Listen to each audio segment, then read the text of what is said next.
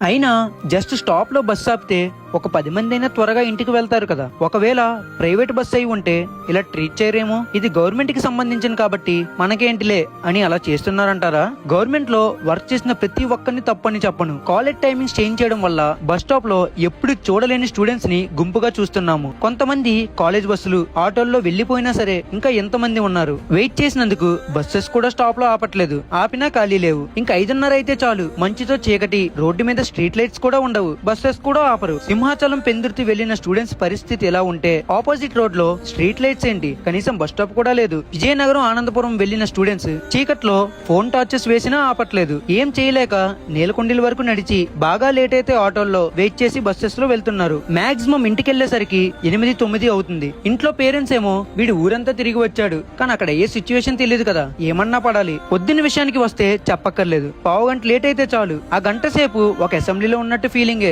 68 buses కి అడివారంలో evening ఒక stop ఉందని గుర్తుండదు. వరుసగా ఎన్ని బస్సెస్ వచ్చినా ఆ కార్నర్ లో డ్రైవర్ రైడర్ లా పోతాడు. ఏంటి మామా, టైం వాల్యూ బాగా తెలుస్తుంది అనుకుంటా. అసలు ఇదంతా దేని వల్ల మొదలైంది? కాలేజ్ టైమింగ్స్ చేంజ్ చేయడం వల్ల. లేట్ అవడం వల్ల లిఫ్ట్ కోసం అబ్బాయిలు దారిని పోయిన దానాలను కూడా వదలరు. మరి ఇంటికి వెళ్ళాలి కదా, తప్పదు. నాకు తెలిసినంత వరకు ఈ ప్రాబ్లం చాలా మంది స్టూడెంట్స్ ఫేస్ చేస్తున్నారు. వీలైనంత వరకు ఓ 10 మందికి షేర్ చేసి మన ప్రాబ్లం అయితే సాల్వ్ చేసుకుందాము.